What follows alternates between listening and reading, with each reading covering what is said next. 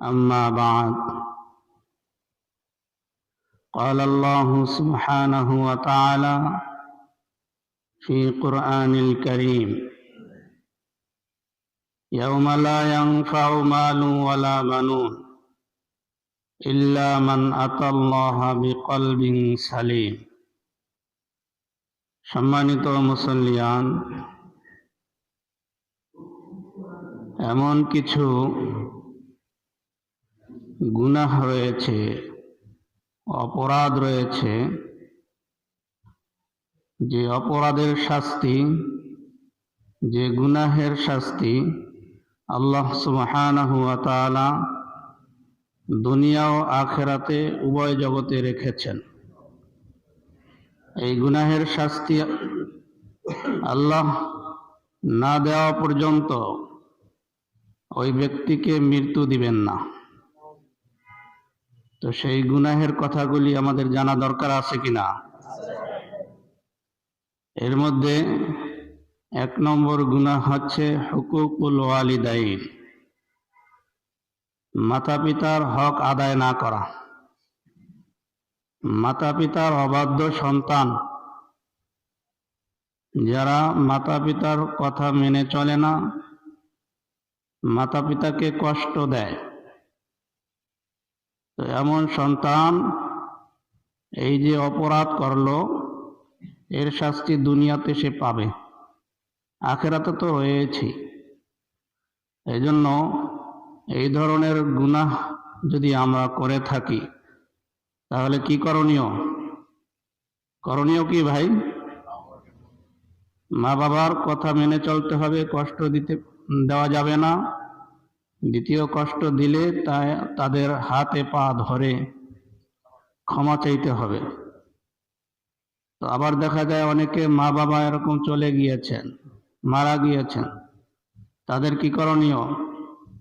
মা বাবার জন্য বেশি বেশি দোয়া করা, বেশি বেশি ইবাদত করে দোয়া চাওয়া, এরপর আল্লাহর কাছে তাওবা করা, মা বাবার যারা সাথী সঙ্গী নিকটতম তাদের দেখাশোনা করা, খোঁজ খবর নেওয়া, যদি সামর্থ্যবান হয় তাদের কিছু আর্থিকভাবে সহযোগিতা করা। এভাবে করলে হতে পারে রেহাই পাওয়া যাবে।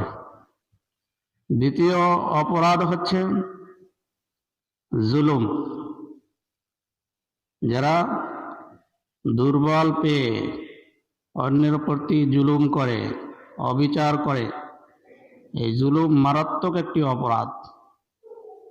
বর্তমান জুলুমে ছেয়ে গিয়েছে, একটু কিছু হলেই অত্যাচার করা শুরু করে দেয়, এমন লোক আছে না?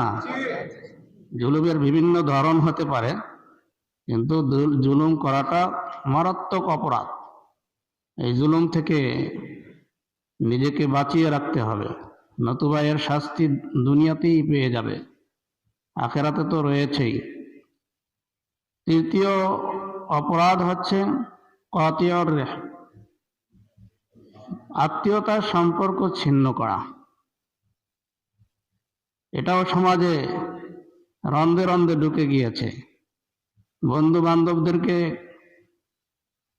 বিভিন্ন বিষয়ে শেয়ার করে, তাদেরকে আত্মীয় মনে করে, কিন্তু আসলে নিকটতম যে আত্মীয় তাদের সাথে সম্পর্ক রাখে না। নিজে যখন টাকা পয়সার মালিক হয়ে যায় তখন আত্মীয় স্বজন যদি গরিব হয় তাদের তো খবরই রাখে না, পরিচয়ই দেয় না, এমন লোক আছে কি নাই? এই জন্য আত্মীয়তার সম্পর্ক ছিন্ন করা যাবে না। আগেই বলেছিলাম, সাহাবা একরাম যখন কোনো দোয়া করতেন, সম্মিলিত ঘোষণা দিতেন, কে আছো এই মজলিসের মধ্যে আত্মীয়তার সম্পর্ক ছিন্নকারী, উঠে যাও, এখানে দোয়া হবে। কারণ এই মজলিসের মধ্যে যদি আত্মীয়তার সম্পর্ক ছিন্নকারী থাকে তাহলে দোয়া কবুল হয় না। তো এরকম আমাদের মজলিসে তো এরকম কত আছে না? তো আত্মীয়তার সম্পর্ক ছিন্ন যে করে তার শাস্তি দুনিয়াতেও আছে, আখিরাতেও আছে। চতুর্থ নম্বর হলো মানুষকে অপমান করা, কিছু একটু হলেই তাকে অপমান করা, আছে না? ধরুন একটা লোক দোষী সাব্যস্ত হয়েছে, এরপরেও তাকে কিছু লোক আছে দেখবেন ঠেস মেরে কথা বলে, আরো মানে কাটা গায়ে লবণ দেয়, এরকম আছে না? হ্যাঁ, অন্যায় করেছে, তার শাস্তি হবে, কিন্তু এরপরে আবার অপমানিত করা, তো এই ধরনের মানুষের শাস্তি দুনিয়া ও আখিরাতে আল্লাহ পাক দিবেন।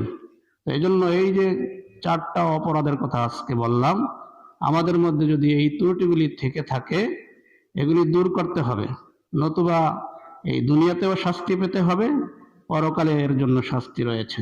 আল্লাহ সুবহানাহু ওয়া তাআলা আমাদেরকে সহিহ বুঝ দান করুন। সকলে বলে আমিন।